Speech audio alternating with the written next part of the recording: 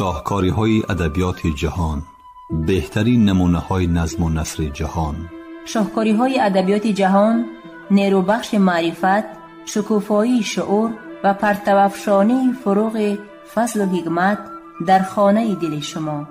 از ارمغان معنوی شاهکاری‌های ادبیات جهان بهره‌مند شوید. شاهکاری‌های ادبیات جهان از رادیوی فرهنگ.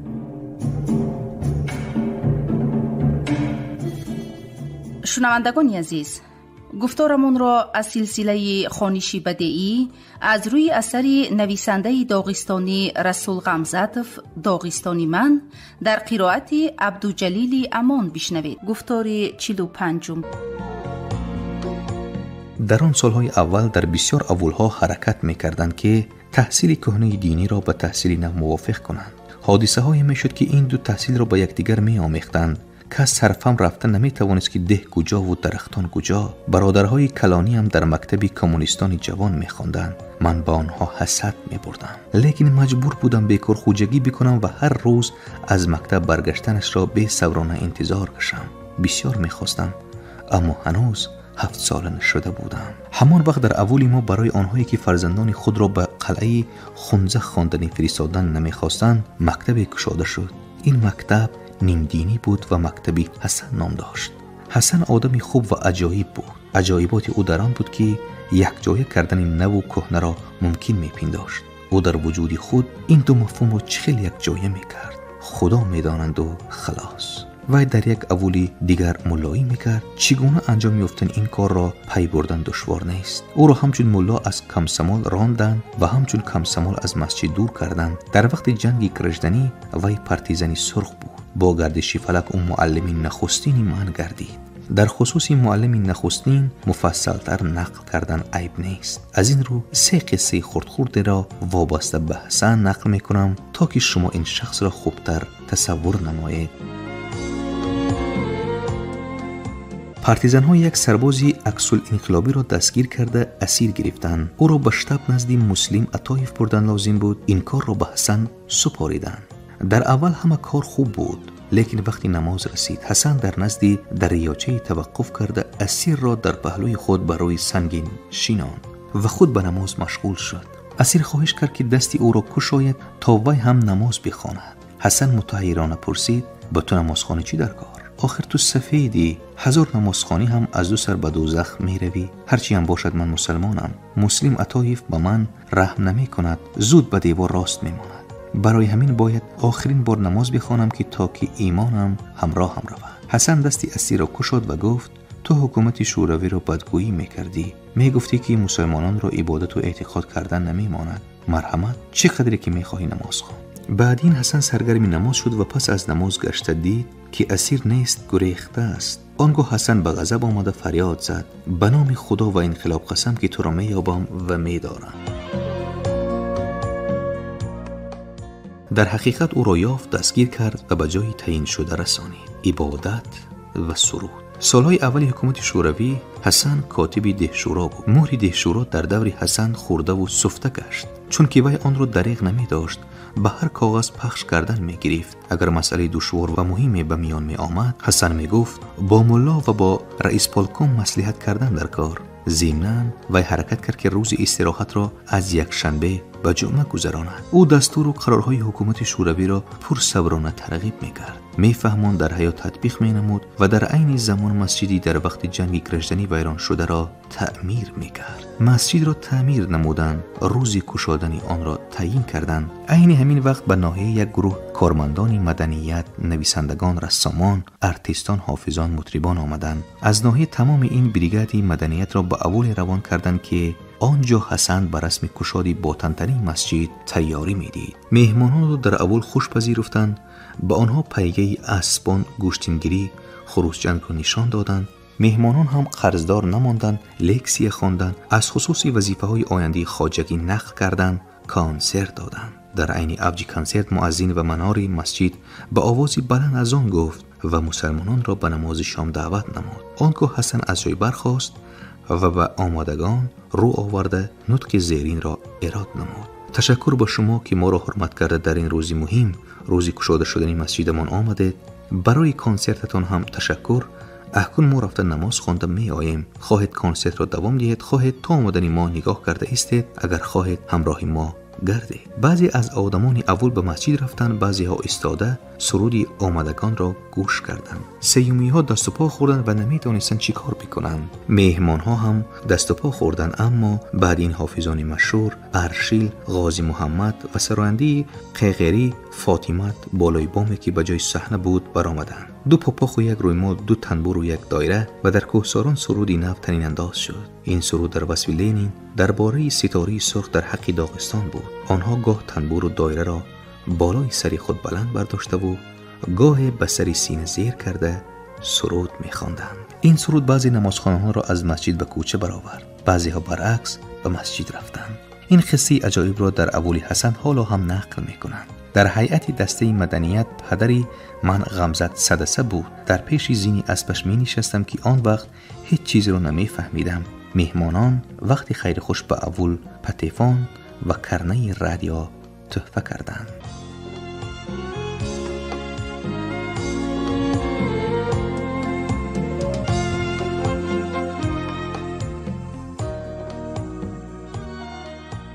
کرنه رادیو و حسن.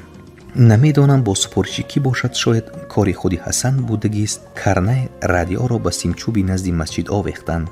اکنون از پگاه تا نیمی شب در اول رادیو گپ میزد.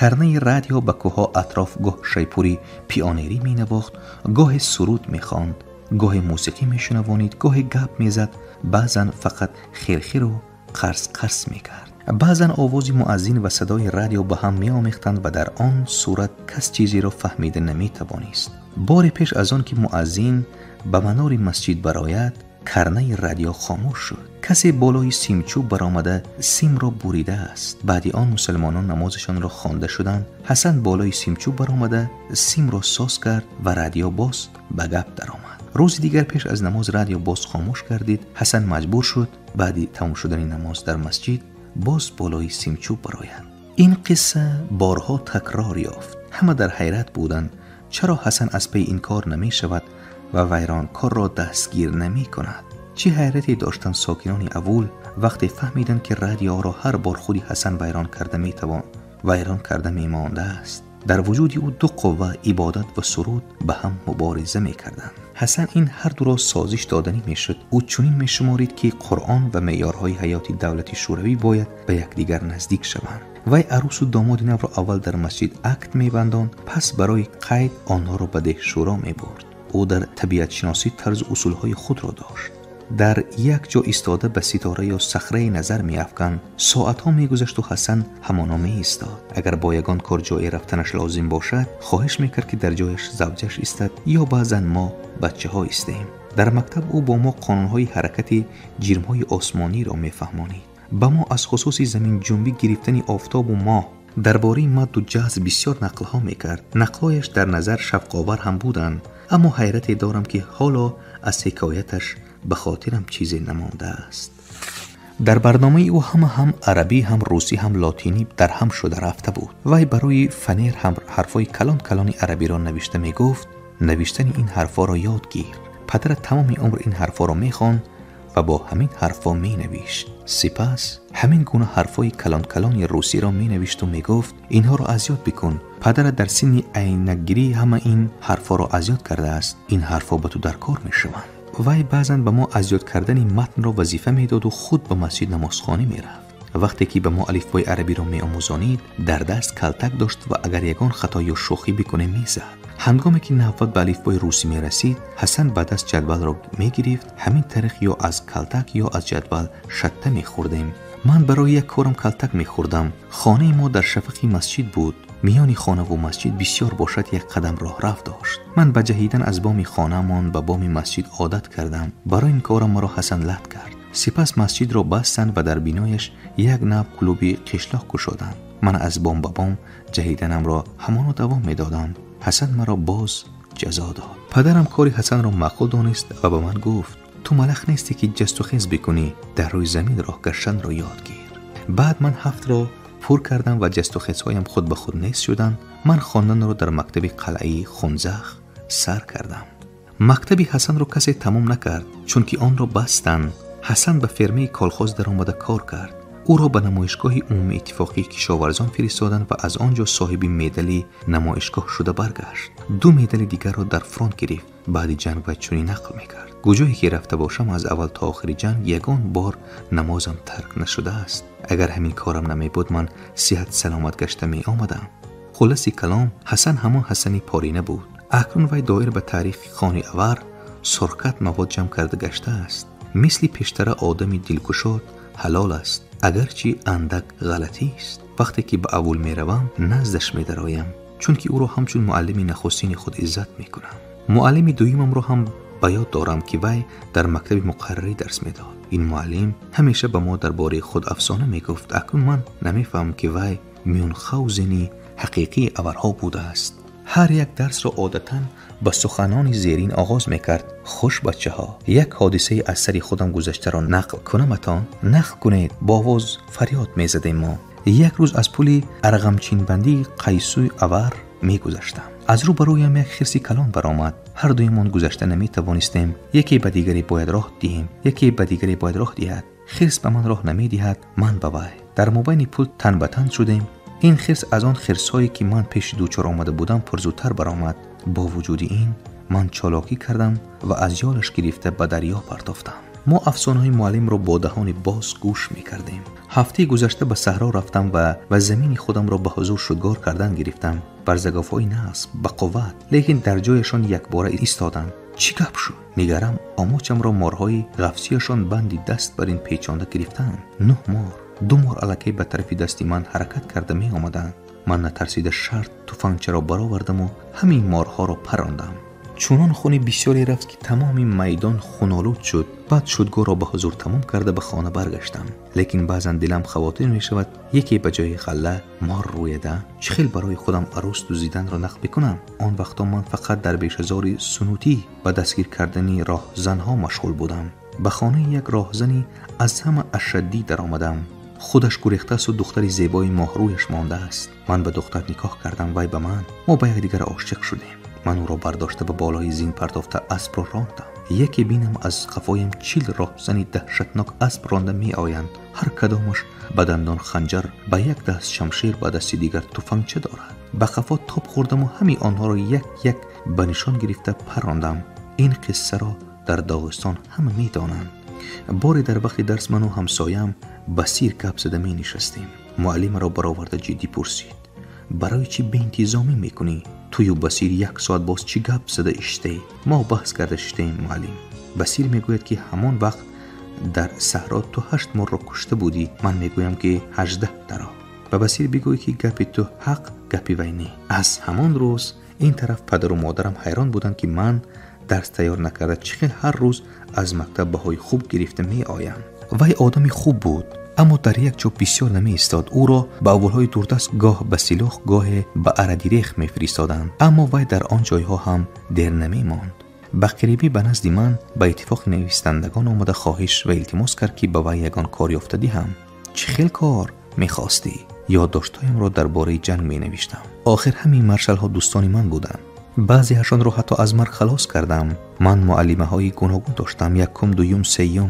اما نخستین معلم حقیقی من روسنی مهربان معلمه ویرا واسیلیونا نبود. وی سلاست و نفاست زبان روسی، قدرت و شفقت ادبیات روس را برای من کشف کرده است. معلمان آموزشگاه آموزگاری اوریستان، پروفسوران انستیتوت ادبی مسکو، منصور حیدربیکوف و پوسپیلوف، محمد حیدروف و گولیتسکی، شامبیناغا، راتسیک، اسموس، فاخت، باندی، ریفورماتسکی، واسیلی، سمیونویچ، سیدارین. من البته در امتحانهایتان نقص جواب نمی دادم، چون که به روسی هنوز نقص گپ زدن نمی توانستم. اما به نظرم امتحان سپاری های من هنوز به آخر نرسیدن. بعضا خواب می بینم که از نو امتحان های برایم دشوار را می سپارم. می افتم باز در کرسی یکم می مانم، ولی در بیداریم وقتی که کتابی نو می براید امید می کنم که شاید آن به دست یگان معلمم افتد و معلم آن را خواند. در چنین حالت من از امتحان زبانشناسی یا ادبیات قدیم یونان بیشتر می ترسم و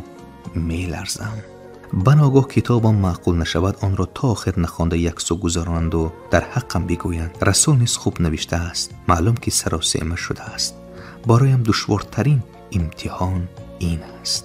داغستان، تو معلمان گوناگون داشتی، حسنها داشتی و میون خوزنها. بعضی هاشون به آنچه که می آموختند خود اعتقاد نداشتند، بعضی هاشون می فریبیدند، یک خیلشان گمراه بودند، ولی سپس معلمی بزرگ و عدالت پرور، معلمی نیک رای و دلاور آمد. این معلم روسیه، اتحاد شوروی، انقلاب، حیات نو، مکتب نو، کتاب نو. پیشتر در تمام اول مکتوب یا کتاب رو فقط یک ملا خوانده می توانست، حالا غیر از یک ملا همه کتاب می خوانند. قوم خود صاحب تقدیری بزرگ شد.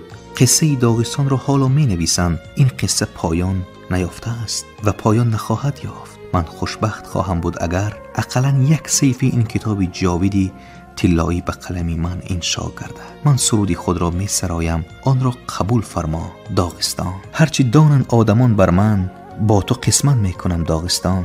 جمله آردین و میدل خود را می کنم بر ستیغت آویزان.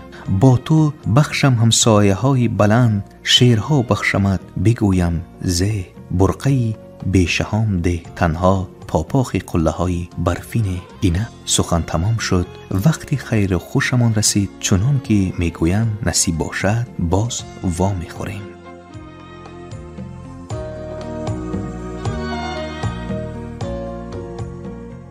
این کتاب در محله های گوناگون، هم در اولی سده، هم در مسکف، هم در مخچقله، هم در دیلیجان و در بسیار شهرهای دیگر انشا گردیده است. وقتی آغازش را یاد ندارم، سنه انجامش 25 سپتامبر سال 1970 است. و السلام و الکلام.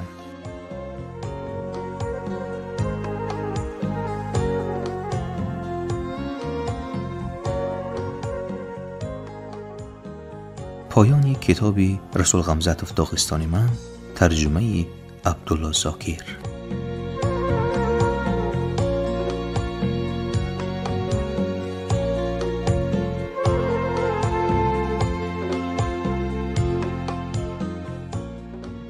شنوندگان عزیز، یادرس می شویم که شما گفتارمان را از سلسله خوانشی بدیعی از روی اثر نویسنده داغستانی رسول غمزاتوف داغستانی من در قرائت عبدالجلیل امان شنیدید.